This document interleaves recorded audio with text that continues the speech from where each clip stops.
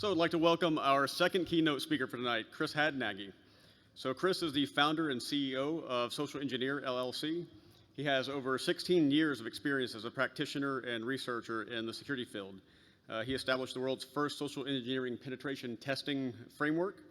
He's also an author, avid speaker, and he's also a certified expert level graduate of Dr. Paul Ekman's microexpressions course, which I personally find really cool. If you guys are interested in going to meetings and realizing what people are really thinking when you're meeting with them and talking to them, learn about that. So with that, let's please welcome Chris Hadnagy.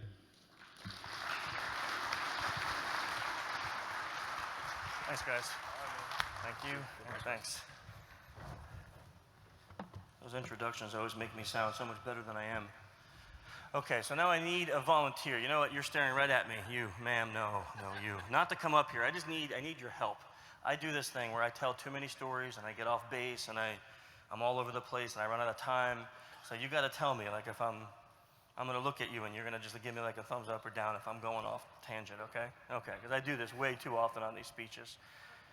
So we had a little technical glitch, so we started a little bit late. Sorry about that, folks, but we are talking about phishing, SmShing, and Vishing. So we're going to discuss how those work as social engineering vectors, why you need to know about them, and how to protect your people and your population or yourselves from them. I have to be smarter than the clicker. It says next. I can do that. Okay. So first, I have to define social engineering.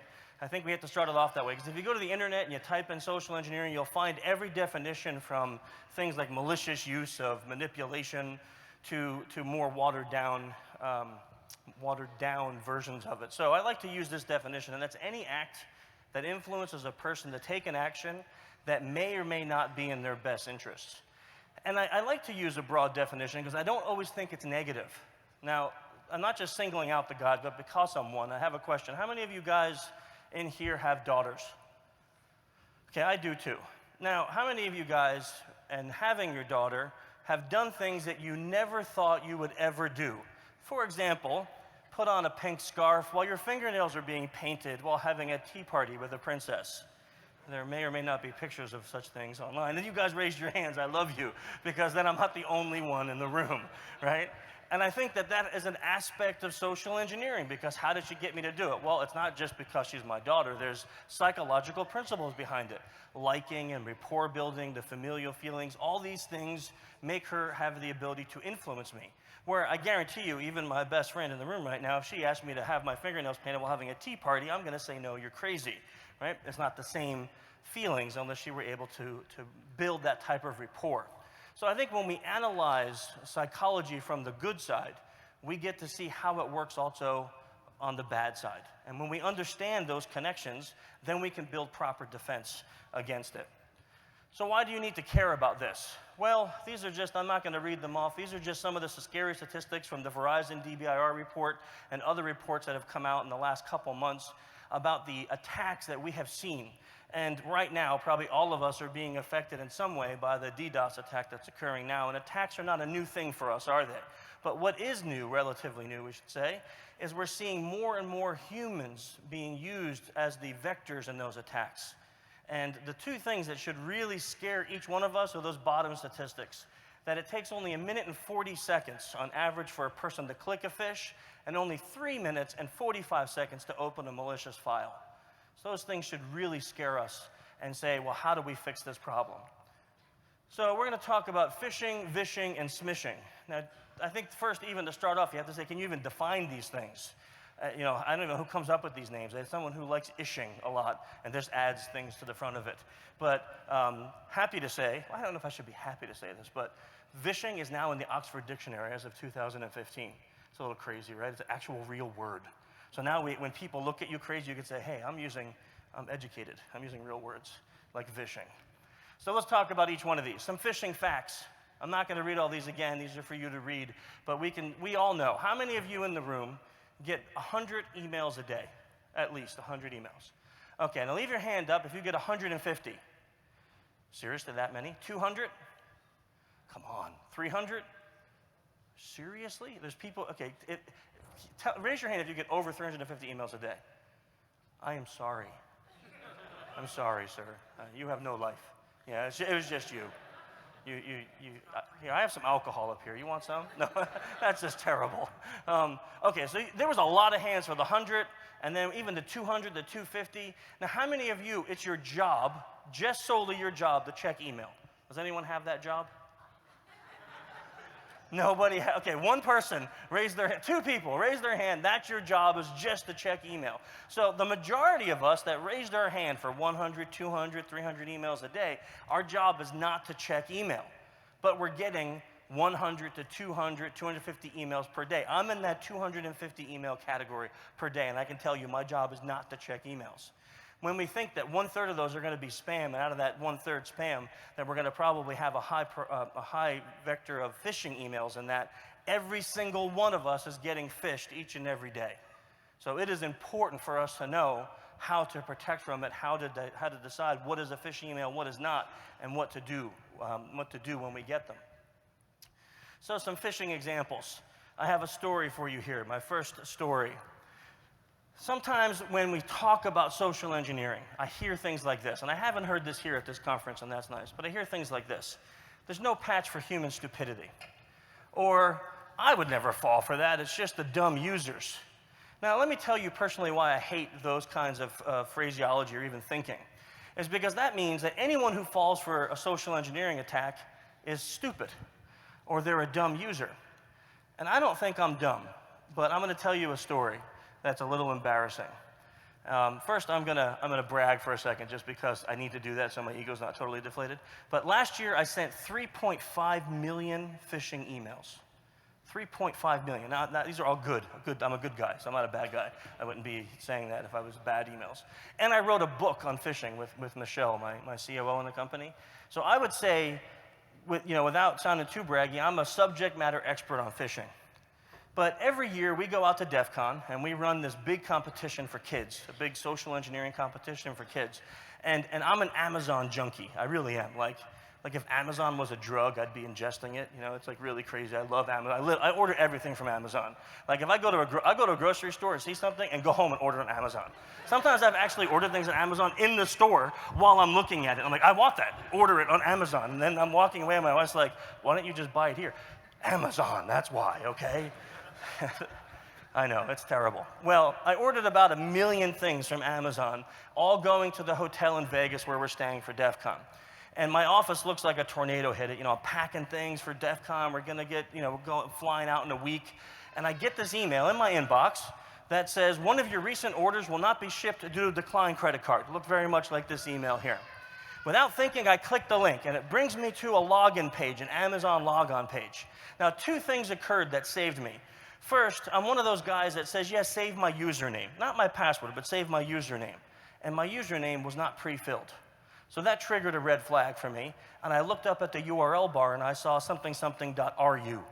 That's a Russian domain, right? And I'm like, what the heck? Like, I used this fish 3.5 million times last year, and I fell for it, and it was a real fish. So quickly, you sandbox it, you look to make sure you didn't get malware, and I check it was a credential harvester. They want to get in, you heard about, they get in, they get your creds, and they use those creds on every other account you have. Hopefully you reuse passwords, blah, blah, blah. They get your credit card information. I didn't fall for all that, but I clicked the fish. Why did I click it? Well, it was the right emotional trigger at the exact right time, sent to the right person. I don't think I'm a stupid user. But what I didn't do is I didn't follow any of the things that I train all the people on that I always say, like hover or look at the email. If I looked at the email, guess what was on the email? Lee press-on nails and a George Foreman grill. I guarantee you I never ordered those 2 things. Okay, I guarantee you I never ordered those 2 things together. Okay, I guarantee you I never ordered those things for Vegas. Well, okay, I didn't order it this time, okay? It wasn't this DEF CON. I'm just telling you, if I looked at the email, I would have known that those things wouldn't have been on my order. So I didn't take the time to think critically, and because I didn't, I fell for the fish. So now, here's a guy who sent 3.5 million phishing emails and wrote a book on it. If I can fall for it, how susceptible is your average user? The people who work in your company, your mom, your dad, your aunt, your uncle, the people who don't use the internet for a living, how susceptible are they? Very susceptible. Right? We like to say, well, how does anyone fall for Prince Abu Abu who's got $40 million and he wants to give me half of it if I help him get it out of Nigeria? How do they fall for it? Because they're hoping that maybe it will just be true. And that hope makes them take an action that they should not take, the definition of social engineering. Second, vishing. We are seeing such a massive increase in vishing. It's unbelievable how much it's being used. Just this past year, have you heard the term francophoning? Anyone here heard of that? It started in France, so it got the name francophoning. I tell you, I hate to give credit to the bad guys, but it's an ingenious vector that we've actually taken and started using on Pentest. You prepare a phishing email that looks like it's coming from the accounts receivable department with a malicious attachment. You then call your target. So you say, hey, this is Paul down in accounts. I have this invoice here with your name on it. I'm about to send it. As you're on the phone, you click send. Okay, now they get an email and you're talking to them and they're like, Paul, from who? Yeah, I'm from accounting. I just sent you this invoice. It's got your name on it, but I can't tie it to any PO. Can you just take a quick look at it? While you're on the phone, they get the email. Ding, email. Oh, I see it, Paul. Okay, can you open that attachment? They double click the PDF. They get totally malwared. The thing crashes. They go, it didn't open. You know what, are you still on that Adobe 6? Because I'm up to 8, and I think it's not compatible. Listen, I'm about to go to lunch. I'll call you back in an hour, and I'll get you a new one. They're like, okay, just delete that email. I'll get back with you. They're never aware, and it's owning companies. BEC scams, bank email compromise scams, went up 860% in the last 6 months using this vector. Totally mind-blowing at how easy it works. People often say, I would never fall for that. Another story. Before you click that, let me tell you the story. We had this account, we were doing a test, and we started off with 1,000 targets. And we sent everyone in this company an email saying that we have gained 5 brand new iPhones. And to get a free, we're only going to give away these 5. To be put in the raffle for the 5, you need to log on to this page with your domain credentials. And I bought a domain. Let's just say the company name was company.com. I bought a domain that was iPhone-company.com, right? And I sent that email and with the link in it. And out of 1,000, how many people do you think gave me their domain credentials? 1,100. That would have been an epic story. 1,100. You know, actually, I should have looked at repeat enters. I didn't do that. That's kind of funny. It was 750. I like the 1,100, though. I have to change the story for that one.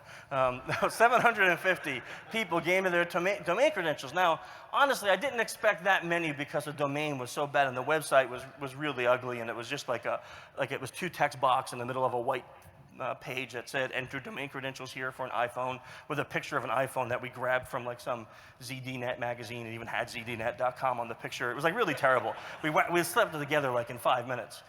But we got 750 domain credentials. So we're like, okay, let's take this a step further. And we decided to pick the top 25 users, like the CEO and the CIO, the CSO, like the top people that filled out this form, and call them and tell them that that was part of a test, but now they have a piece of malware on their machine, and to clean it, they need to download this exe that we prepared on the same domain, and to run it to clean their machine, and it was called companycleaner.exe, and it was a reverse interpreter shell, okay? So if you can, let's just listen to this call. This is Paul over tech support. How you doing? Good. We got that you filled out for that iPhone, the iPhone Yes. app. You went in and you did your password change? Yes, I did. Okay, excellent. Just wanted to tell you that was really good. That's the way it should have been handled. Okay, yeah. As soon as we realized it, 2 of us jumped right on it. Okay, so there was another guy on your team that also? Yeah, I think it was JR. JR, okay. I'm just going to write down. I'll be talking to him later on. So just to follow up what we're doing, are you on the VPN right now? You're on your work machine? Yes. Okay, I'm going to give you an internal address. It's an FTP site that we set up for the employees. You can go there. You can see there's one file there that you'll be able to download, and it will just clean up any residual mess from that website that we used for the audit. Okay. So if you're at your machine, just open up a browser, and I'll give you the address. Oh, you mean like go on like I'm going to send an email? I'm not real. Internet Explorer, you can open up that. Okay, yep. I got you. Okay. And then up on the top line, the address, type in FTP. FTP? Yep, F as in Frank, T as in Tom, and then P as in Paul, and then a colon. and then 2 slashes, and these are the slashes that are by your question mark, the same button as your question mark. Tech support. Gotcha. STP. Okay. And then the word is update, dash, and the dash is like the minus sign, Gotcha. .com. Okay. And when you go there, it should open up, it should say index of, and it should have one file. There's a file called PC checker. Okay, you know it's here. Okay, double click on that. Yeah, click on that, Okay. and it should download. Okay. Or it should ask you if you want to run or save. Yet click run. Okay. And if everything goes good, you should get no alerts. You know, if you have a residual problem from that site, then you'll get a message. But if nothing happens and everything's clean and good and we're done. Okay, I just got a second thing. It said the publisher could not be verified. Are you sure you want to run this software? Yeah, click OK. Run again? Okay. Okay, now it took me back to the original screen. Okay, that's good. So if you got no error message, then you're good to go. You're clean. Okay, well, thanks for the help. Not a problem. We'll talk to you later. Yeah, sorry about clicking on that. It's okay. Thanks for thinking about it afterward, though. Okay, man. All right, thanks. Bye. Okay, so now that may not be you, right? But that may be one of your people in your office. Because it sounds legitimate, right? Some guy calls and he happens to know exactly what just happened. He's calling from a spoofed number. He has a domain that has your company name in it. All of it lends itself to credibility that I am who I say I am. Do we have time? I want to see if I should take this one. Yeah, we have time. Okay, we'll take this one step further. So now, after that, we got 25 people we picked. 24 of them did exactly that in different varying degrees, clicking on and giving us shell. The only thing we didn't have was the VPN client and credentials. So I called tech support as a person I just got shell on and said that I can't connect to the VPN. Can you send me my VPN client and credentials through email? Because we had a interpreter reverse shell on this guy's computer, we're able to access his email, so then we would have got it and taken the creds from tech support. The thing is, you can't plan for this as a social engineer, is when I get on support, and you'll hear it, the audio on this one's really bad, but you'll hear it, she knows the guy who I'm spoofing to be. And the guy has a Middle Eastern last name, and I sound anything but, right? So she's like, Jim, it's Sylvia, don't you recognize me? And I'm like, I don't feel very good. And she still goes with it. Okay, we'll talk about it afterward. We'll talk about it afterward, but go ahead and play the second one, and I'll have you stop it halfway through. Hi there. I need to get my VPN cert again, and I just was on the phone with another tech guy, and he told me to call back and get a hold of this extension for help with that. Okay, what is your user ID? I'm sorry, it's INT. Hold on. Okay. And your first name is? James? You can call me Jim, though. Oh, James. Yep. Oh, didn't recognize you. No, sorry. It's just been a long day. I erased the cert. I filled out this silly thing for an iPhone, and I did an online scan and erased my cert, so I've just been running crazy using my cell phone and trying to get this thing fixed. Really? Uh-huh. Okay. Let me get into the VPN Thank you. first. James, I don't see you on the VPN. You don't have any active session, and your account is not locked out. What kind of message are you getting? Huh. Well, I was trying to connect, and it was telling me I didn't have the right cert. And it's probably just like me. I'm probably all... No, I guess, again, this is probably just me not being technical. I had done a scan. I got an error. Another guy came in and looked at it and said it looked like my cert got deleted. So to call support and just get you guys to email me my VPN cert again due to my email address. But if you're saying everything's good, I'll go back and just try it again. But if you can email the cert, that'd be great. If not, then... I saw you. Do you want me to email the, sorry, the VPN site? Yeah, if you would. Sure. Just in case, Okay, that would you I'll can- call you back. can And stop then, this one. It goes on for a couple more minutes, but in essence, what occurs, you could hear, does she sound like she's convinced 100%? She doesn't, does she? But she still sends us the client and the cert. Now, why? And afterwards, we actually asked to interview her and ask, because when we found out who this Jim guy was, he didn't sound like me at all. He's also part of the tech support team. So when I said I wasn't very technical, there was a lot of things that I did wrong there. And we're like, why did you still comply? And it was because I called from his number. I said that I was him. I knew his username. And there was more things for her brain to go, oh, okay, I'll just go with it. Maybe, you know, my phone is off. We all got a cold this month. He sounds stressed. There was more things for her to comply with than there were for her to not comply with. So she complied. Right? Now, we're thinking this is a test, so we get to hear it and laugh at it and chuckle, but how often is this happening in the real world? A ton. Vishing right now is one of the biggest vectors that we see being used. Think about it. Right now, there's an IRS scam going around the U.S., especially because it's near the end of the year. Right? There's groups of people calling, saying that you didn't pay your taxes properly last year and you're going to be fined. And they're asking you to send money, something like $3,000, $4,000, $5,000. Not enough to kill people, but big enough to make a big dent in your bank account, right? There's another scam going around about winning a lottery, and they're asking you for your credit card to just get an $11 fee to send the package to you. You think 11 bucks, even if it's a scam, who cares? But now they have your credit card number. So they're using that to open up accounts in your name and commit identity theft. How many breaches have occurred where all of your personal information is out there now? I mean, how many of you have never asked for this, but you're getting an unbelievable amount of calls from companies wanting to change your electric company? Where are all these coming from? Right? It's because these lists exist on the internet. They're everywhere. And finally, SmShing. SmShing is phone text phishing, so phishing through your cell phones, right? And this is also on the increase.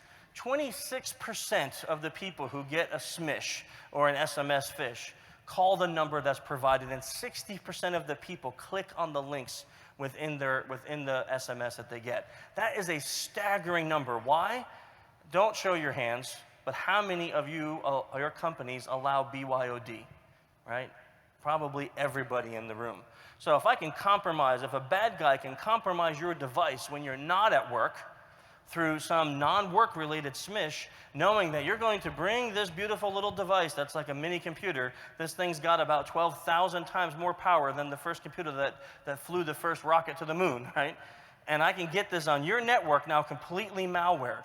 There is malware out there now for Android and, well, the iPhone got patched, and iPhones that allows a remote attacker to turn on your camera and your microphone without you knowing. They can listen to your calls. This can become a bug device, right? So everyone who's running to buy that phone that rivals the iPhone from China that's being made and produced in China, have fun. You might want to wear clothes whenever you're with your phone, okay? That's all I gotta say. Please wear clothes when you're with your phone. It just sounds like a terrible thing to announce. Anyhow, story on this. We had a company, another story, right? Company asked us to see if SmShing could be used. So we really, really thought about this and tying it in with two-party authentication scheme. So here's what we did. The client company that we had, they have if you forget your password, they have a website you go to, and you put your email address in there, and this was a smart setup, right? You put your email address in there, and there's a cell phone that is not shown, that has to be tied to the account in the back end. So your personal or your corporate cell phone is in the back end. We don't know that number. No outside person can get it. It's not. We looked in the HTML. It's not listed there, right? And when they click OK, it sends a text message to their phone with a 7-digit PIN that then gets entered into the box that you're brought to, and then you can reset your password. So we're figured, how can we do this? So we set this up where we went to that page. We opened up a spoof line. We called a target from tech support, and something very simple like, hey, this is Paul from tech support. Listen, we're having a database migration problem, and some of our accounts are not linking. I'm going to initiate the second party authentication to your account. I need you to read me the 7 digits, and if they match what's on my screen, I'm going to tell you your account's fine. You don't need to reset any passwords. If it doesn't match, we're going to reset the password for you, okay? Everyone's like, sure, no problem. At that point, I have their email address, right? We found it online. I click the button, okay. They get a text message. It's all matching. They read me their 7 digits on the second party auth. I enter it into the box. I change their password, and now we own their domain credentials. Simple as that, right? And SMS, because it's coming to your device, people are like, well, it must be real, right? It's for me. And that's why it's so believable. And people are falling for this more and more. This may not be as big of a vector as we see when it comes to phishing or vishing, but it's getting there, especially with BYOD. Okay, so why is it used? Well, it's used because it's easy. You know, how many of you are exploit writers in the room? Anyone's an exploit writer? Code developer, a couple hands? Okay. So I remember my first exploit I ever wrote, it was for DivX. And it took 56 hours of straight coding. It was the first time that we ever used something called the Venetian blind shellcode, and it had to be done by hand. And it took 56 hours. Now, on that same client, we made 3 phone calls, and we had domain credentials. So why spend 56 hours behind a screen with a calculator when I can make 3 phone calls? And that's what the attackers are saying now. They're like, well, why spend all this time trying to exploit software? And the software developers are putting millions and millions and millions into secure development, and they're getting very good at it, when I can make 3 phone calls or send 1 phishing email and get everything that I need. So they're using it because it's easy. But here's how you can help. Because honestly, there's no plugin, there's no appliance, there's nothing that you can put on your network that's going to make you social engineer proof, is there? There's no way to stop phishing emails. I've heard a million things, and we can talk about them during Q&A time if you have ideas, but every single one of them, it's kind of like a cat and mouse. You throw out a way you think you can stop it, I'll tell you how we bypass it. Because when you're talking about humans, the human OS is the most vulnerable thing behind your computer network. So these 3 things, they will not, I promise you, they will not make you hacker-proof. And if someone promises you that, they're selling you snake oil. But what they will do, they will make you not the low-hanging fruit, right? And that's what the hackers are looking for, low-hanging fruit. So these 3 things, defensive actions, regular checkups, and security awareness. So first, which is defensive actions or actionable policies. Policy, it's kind of like a bad word. Everybody hates that word. No one wants to talk about it. But let's think about a really bad policy. A bad policy. Don't click on bad links. Why is that such a bad policy? Because who are you leaving up to determine what a bad link is? The employee, right? And what if they don't know what a phishing email is? Well, I think that guy from Nigeria is legit, so this is not a bad link. Click, right? They don't know. You can't just make a policy that says don't do this, right? It's like telling your children, and for those of you who raised your hand and have kids, don't do bad things, kids. Well, what's a bad thing? I know all my friends are doing this and they're fine, so it must not be bad, right? So you have to give actionable policies. So what is that? Well, here's how you determine between a good and a bad link. If you determine the link has any artifact of being bad, these are the 3 steps we want you to take. Report it to this. Do not click it. Do not send it to your friends, right? Because we have that all the time too. You know, you have a phishing email come in. I wonder if this is bad. Let me send it to these 15 people. And because they get it from Joe, they think, hey, it's safe, so they all start clicking it, and you get like 30 shells in the company. Social media policies. What social media policies are in place for your employees? Do you allow them to tweet themselves silly throughout the day? Can they put geolocated pictures? Can they use social media from their mobile devices? Can they do all these things? I'm not saying that it's good or bad. I'm saying that you have to understand what your policies are, or how can you possibly expect your employees to keep you safe. Now, once you've set up policies, defensive actions means giving them something to do about it. So if you just teach your people how to see phish, right? So now you've taught them how to recognize a real phishing email. And now their phishing emails are bombarding their mailbox, and they get them. But what do they do with it? I know Joe heard this, and if this is your company, please don't take this as an insult, but I've heard this as a patch. Call this number for support and report the phishing email. Now, for those of you that got 200 emails a day, and let's say your average is 15 to 20 phishing emails a day, how many of you, by show of hands, really want to spend 15 or 20 times a day on the phone calling tech support to tell them you got another bad email? No hands.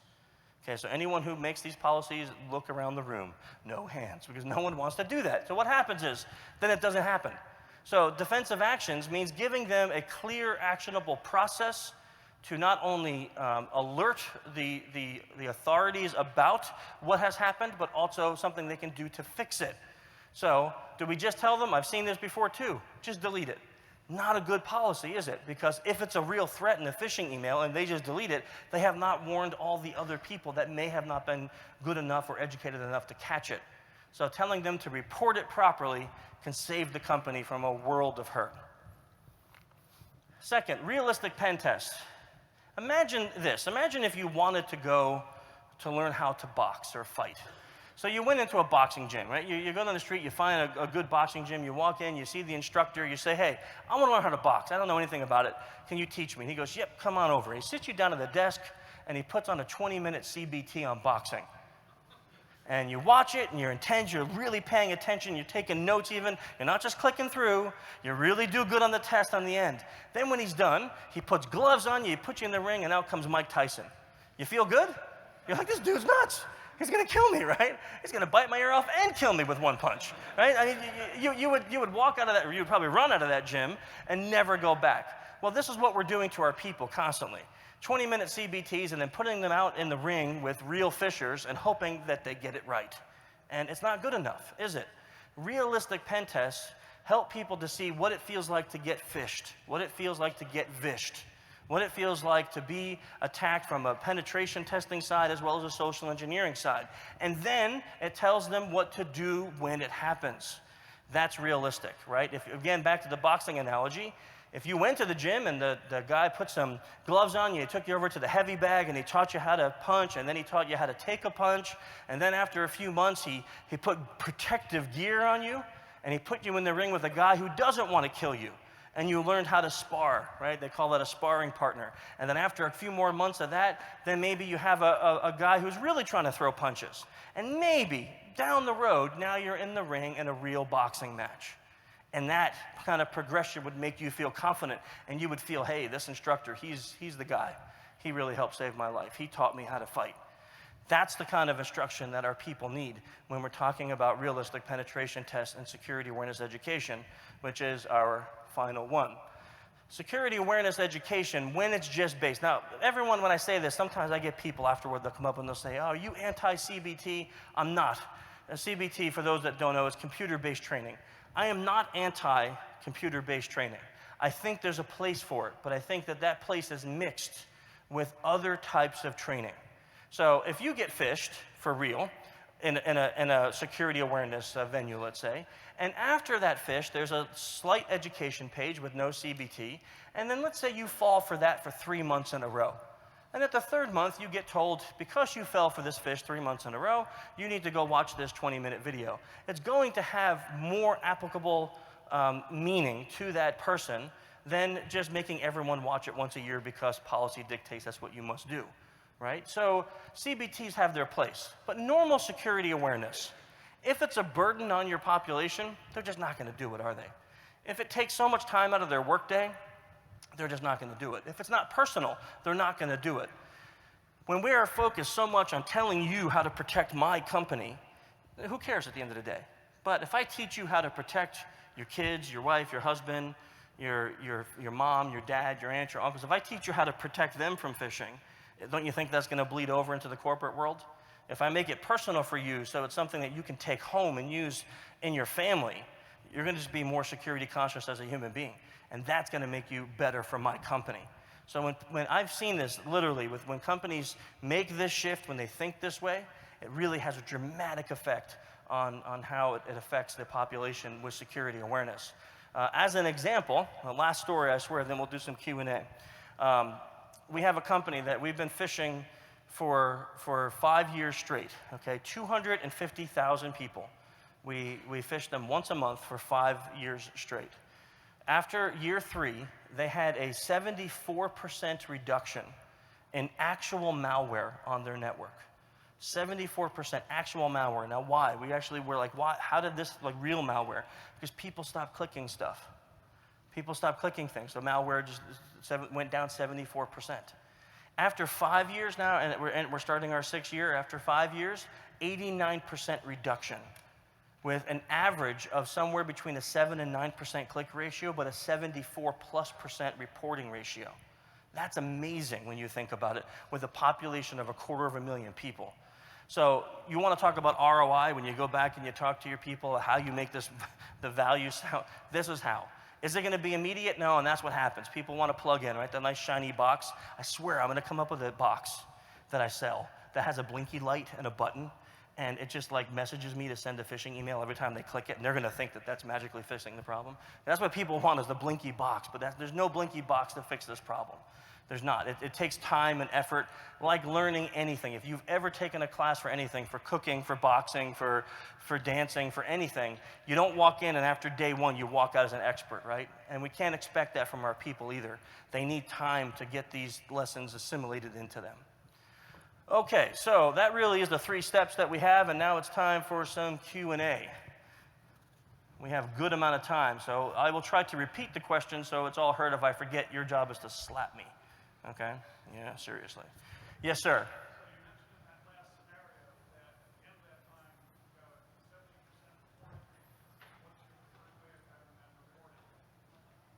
Okay, I want to repeat the question because I'm not sure if I heard it right. What's my preferred way of rewarding? Okay, excellent. So the question was, what is my preferred way to have the people I work with report? And that is a great question. I did not bring that up, so thank you for asking it. Through email, and I'll tell you why. And here's what I mean. You get a phishing email, you click the forward button, and you send it to your IT abuse, some mailbox that should be made just for phishing emails. I've literally seen it called abuse at, phishing at, spam at, whatever it is, but that box needs to be manned. And it needs to be sandboxed, obviously, right? Why? Well, because what you want is, first, you want a person to actually inspect the phishing email. Because if they're reporting an email that has got crypto locker on it, you want to know, right, before somebody clicks it. So that way you can stop it. If it's coming from one IP address, you want to be able to block that IP. If it has a subject, you want to block that. You want to block any outgoing traffic that may occur because of that phish. You can't do that if they do it through a phone call, or if they just hit mail and say, hey, I got a phishing email. So what? You need the details. So by forwarding the actual email, then the abuser, IT, or spam department gets a chance to inspect it, look at it, validate it, determine if it's bad or not, and then take any actions that can save the company. Excellent question. Thank you for that. I saw, yes, sir? In the gray shirt? I think in the gray shirt, yes.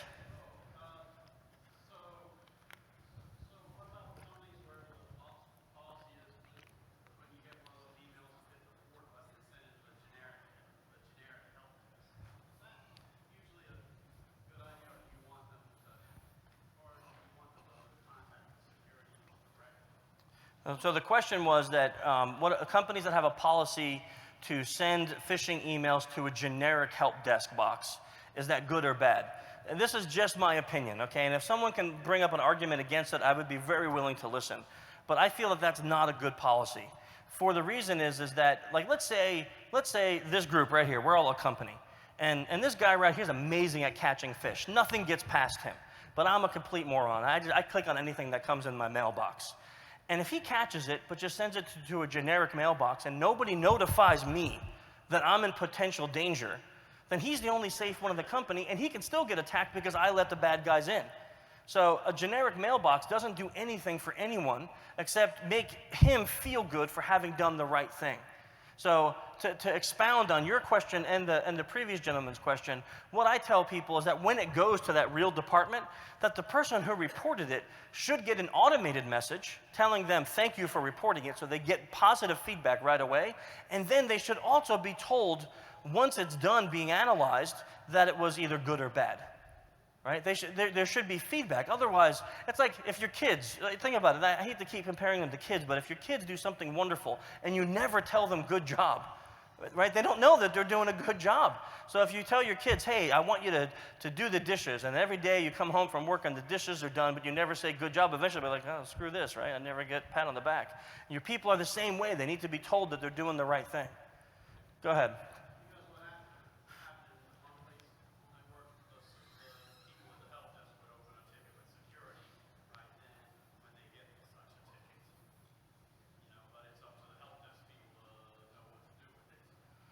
Well,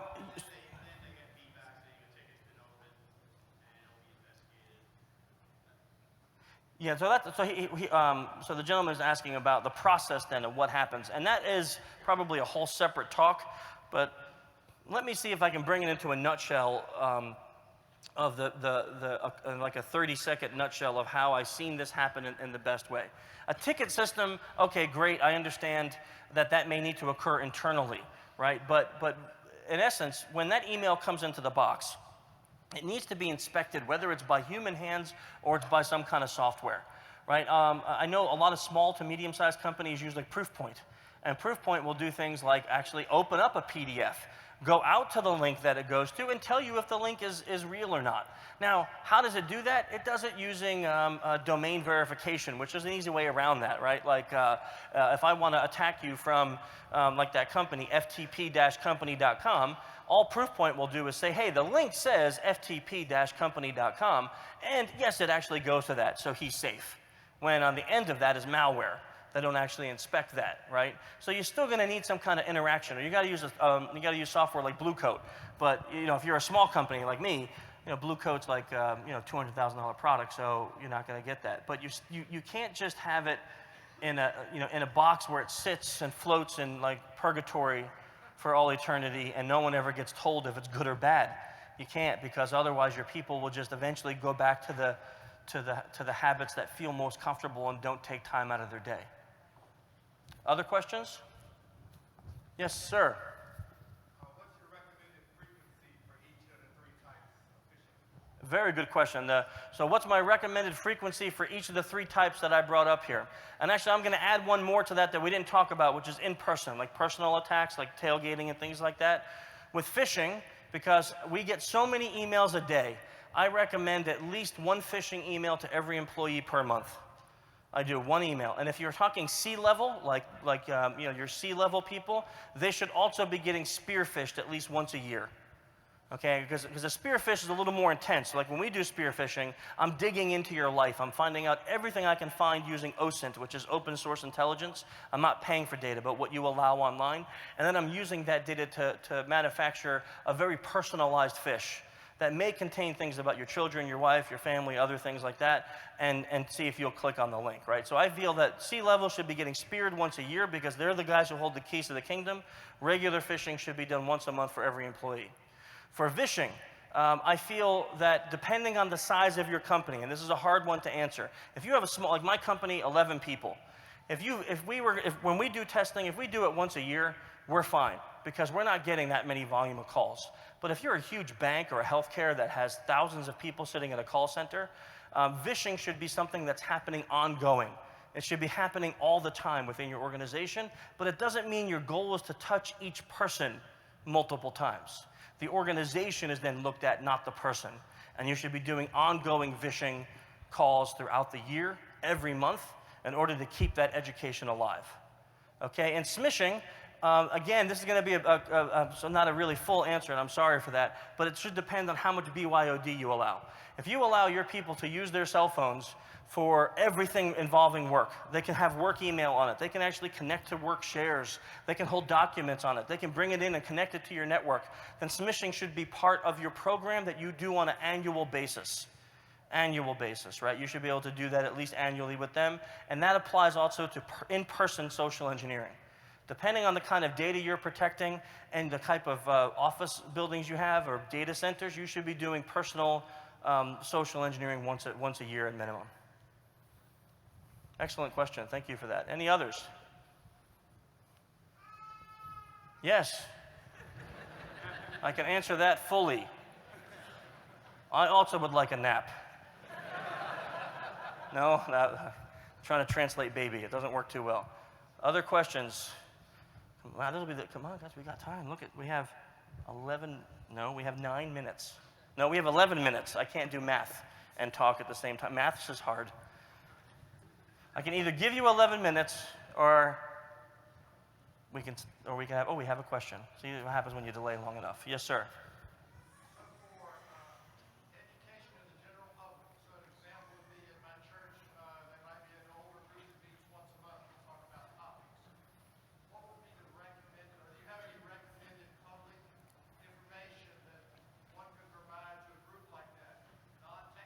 Yeah. help them out in their personal life, not necessarily business. You know, so the question was, what about when we're not talking about businesses? We're talking about your friends, your family, people in your church groups, you know, little neighborhood gatherings. How do you do this kind of education when you don't have a corporate backing? And that is a really great question with really little supportive answer for that, because there is no great resource out there. So I'll tell you how I recommend doing it. And it's little speeches for that group. So let's say you gather your church group together and you say, hey, we're going to talk about a threat that's happening to older ones right now. And it shouldn't just be the older ones sitting there. It should be their kids and their grandkids, because they're going to be the ones. Like, I'll tell you two of the great schemes right now against grandparents. Someone calls your grandma and says, hey, this is Chris. I'm in Mexico. I was down here partying with some friends, and I got arrested, and I can't call home. They're going to kill me if they find out. Can you give me $5,000 so I can post bail and get the heck out of here? And grandma, not knowing that it's not me, she goes and Western Unions $5,000 to this you know, strange person, and it's her life savings is now gone, right? Another one is the IRS scam being done with older folks. It's working just tremendously well. You know, like your Medicare is going to stop, your Social Security is going to stop. If you don't do this back tax, we're going to take it out of that. So we need you to, you know, to write us a check or give us a credit card. And they make it something, you know, menial that shouldn't matter, like $500, but then they have your account information. So having a little speech talking about those things with those folks, and talking about something like how to verify the caller, like never giving out information over the phone to someone who calls you. You know, if the IRS calls you and says you owe money, okay, thank you. Can I have an account number? Great. You hang up, you go to the web, you look up the IRS real number, you call the IRS and say, here's my social, do I owe any back taxes? And they'll tell you yes or no. Don't ever give out information to people that call you. Little things like that, but it has to be short. When you're talking personal things like your grandma, your grandpa, the older folks, you know, church groups, stuff like that, it's got to be 10, 15, 20 minutes at the max. You know, us tech guys, we can probably stay here the rest of the day and talk about this stuff. But those folks, if you have it over 15 minutes, you're going to lose them. It's got to be real simple, precise. I've even seen some groups that make up like little laminated index cards that they can put next to their phone to remind them of things. You know, I actually seen one group come up and go this far. They actually came up with like a code word that grandma would hear from the grandson, and if he didn't know this, if he was ever requesting money, then it wasn't grandson. There's some flaws with that. You know, I can see my grandma saying, hey, Chris, is this you? Is this unicorn? You know, and then the guy going, yeah, unicorn, that's it. And then all of a sudden grandma's handing out all the money, you know. Because that would be my code word, by the way, like unicorn or something like that. So don't try that with my passwords. Reese, quick, change the passwords. Okay. Other questions? Yes, sir. How do you recommend answering the phone? So we've got a number of phishing attacks saying, like, is so-and-so here? And I go, yes, it is. This is me. And then hang up. Or, can I split speak with so-and-so, who's another employee? Like, well, I can go over to his office and talk to you. Like, no, thank you, bye. Or, Yeah. so-and-so called with some number, and then that person has no idea who that was. Yeah. I don't know, should I answer, this company, here's my name? What's the recommendation on that? Yeah, that's a hard one, right? Because so the question was, how do you answer the phone when it comes to phishing? Because sometimes a phishing attack is as simple as, hey, is Chris there today? Yeah, he is. I can get him. And then they hang up. They're just phishing for information if I'm in the office that day. And here's the balance, and this is a hard balance, guys and gals, is balancing real customer service, which you have to continue to do if you want to maintain a business, and security awareness. Right? So this is a hard balance, because I can say, get paranoid, and when someone calls and say, is so-and-so there? Why? Why do you want to know? You know? Well, I need to talk to them. Why? What is it about? Well, he has cancer. And now all of a sudden you just broke HIPAA law. You know what I mean? It's like you can't do that. You know, like you have to balance it. You can't become a PI on the phone for every phone call that comes. So the best solution that I find is to maintain your customer service ability, but to also educate the end users. So now when they call and say, hey, is Chris in? Yeah, he is. Click.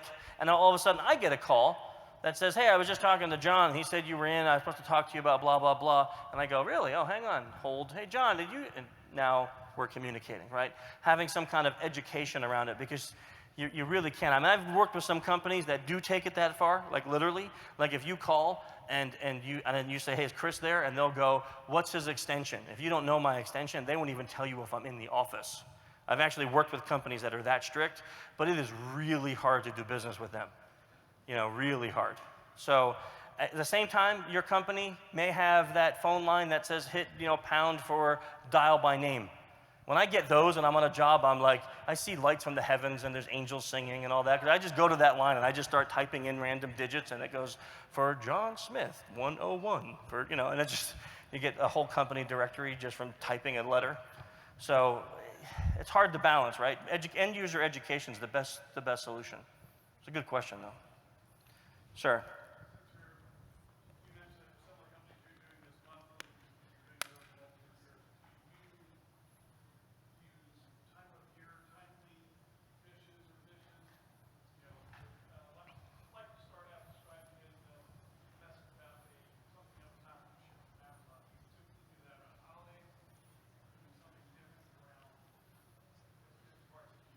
Yep, so the question was, do we plan our phishing attacks based on the time of the year? And the answer is 100% yes. Like, we'll do OSINT on a company to find out, are they involved in charities, right? And then we find out, oh, they always do a heart charity in June. So guess what the fish is going to be in June? It's going to be a heart charity, you know, drive or something like that. Or we'll find out that, and this sometimes doesn't fly, right? This next one I'm going to tell you, this sometimes doesn't fly because we don't ever want to interrupt real business process. But we'll find out, like in May, they rolled out a new healthcare portal. So maybe in July, we'll send out something like updates to the healthcare portal kind of thing. You know, click here to get the updates type of thing. We will plan, you know, fish that have to do with holiday time off or end of year bonuses. They're not going to occur in February. They're going to occur in like November, October, November, December time, right? We plan the fish to definitely fit what the time of year is because we want it to be realistic education, not something that feels unreal.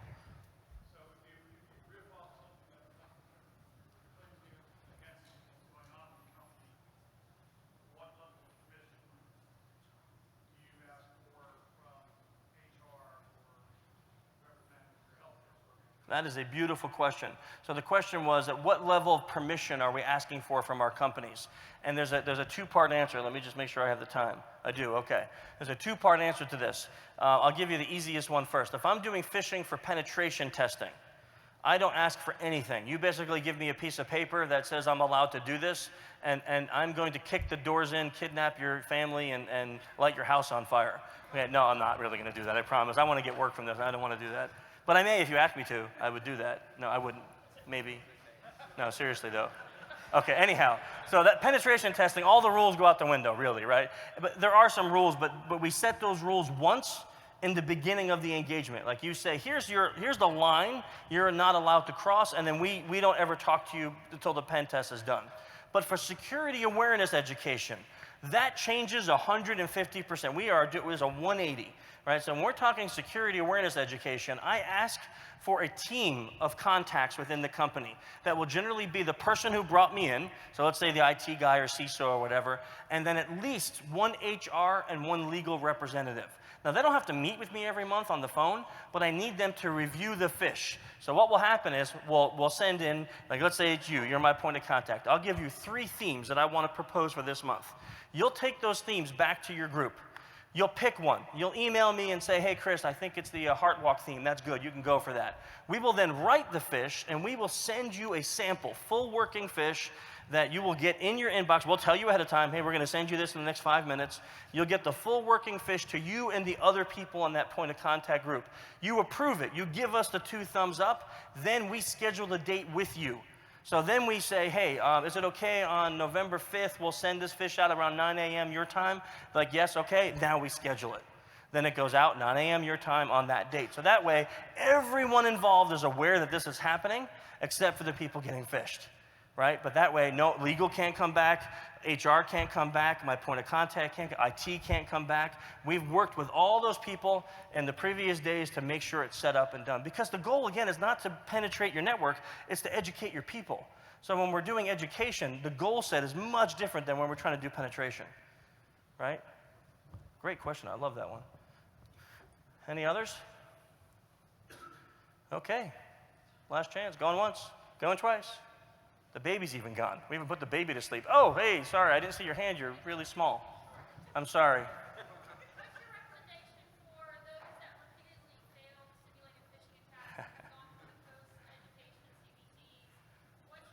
Yeah. Okay, so the question, what's the recommendation for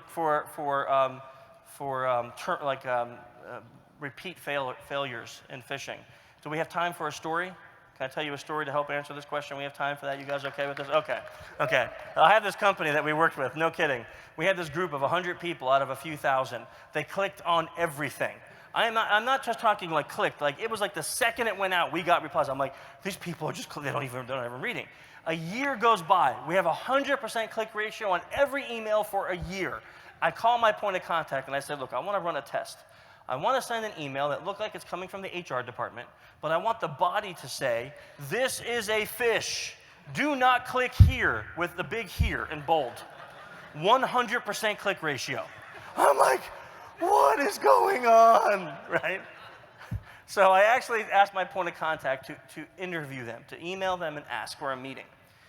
This was the answer, no joke. These people were getting 350 plus emails per day. They were in a very tight support group for a very high-end part of this financial institution. They were told, if HR emails you anything, you just respond to it. So they just did one thing. They looked at the from, and if it said HR, they clicked. They didn't give a crap. When they saw the landing page saying you've been phished, they went, another one, delete, and they moved on. They didn't do the right thing because they didn't care. They were too busy, right? They were too busy.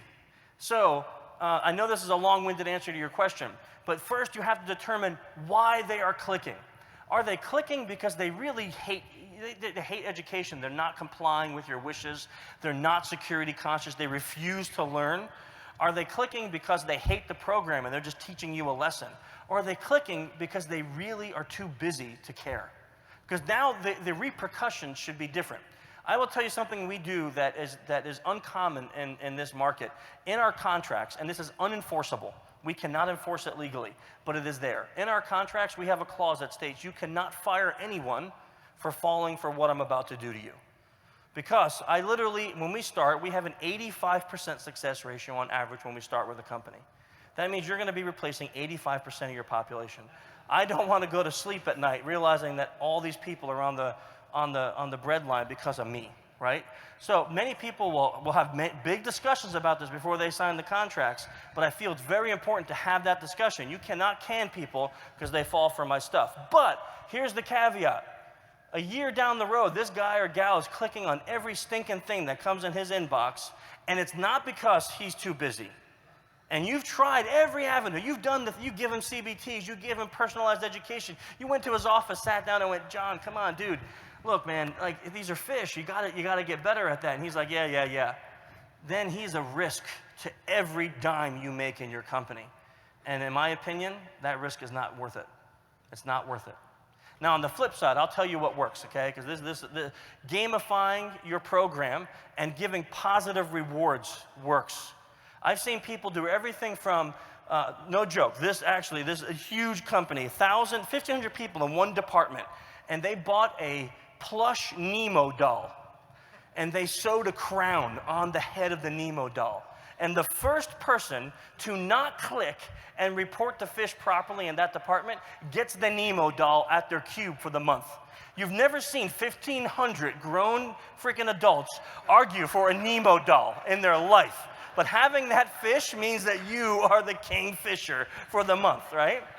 And I've seen other companies actually go as far as giving points that you can cash in for time off, for PTO, for gifts in their corporate store. So if you successfully catch and report 3 fish in a row, you get 15 points. If you get 45 points, you can have a half a day of PTO, or you can get a $50 Starbucks card or something like that. I've actually seen those kinds of things. Positive reinforcement works 1,000,000 times better than any kind of threat or punishment. Okay? Now, I know the time's up, so if there are more questions, I will be out in the hallway because I think they have to rechange this room for stuff. We'll talk to you guys there. Thank you.